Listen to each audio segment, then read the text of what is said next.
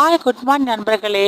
நான் காலையில் நடைப்பயிற்சி செய்யும்போது வாக்கிங் போயிட்டு இருக்கும்போது தான் அந்த ரம்யமான காட்சியை பார்த்தேன். பொன்னியம்மன் கோயில் மோயம்மாள் ரோட்டில் அந்த சூரியன் இந்த கோபுரம் அழகாக ரம்யமாக எனக்கு தெரிஞ்சு முழு நிலவு போல் பார்த்தேன்.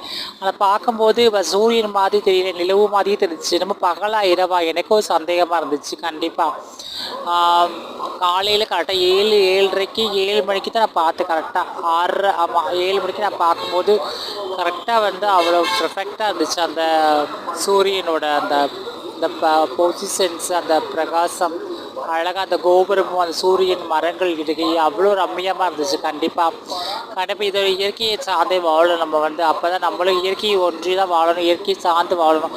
அப்போ தான் மனமும் உடலும் ஆரோக்கியமும் எல்லாமே மனக்குழப்பம் இல்லாமல் மண் நிறைவாக வாழ்க்கை அமையும். கண்டிப்பாக எல்லாருமே இயற்கையை சார்ந்து இயற்கையை ஒன்றி வாழுங்க. வாழ்க வளமுடன். வணக்கம்.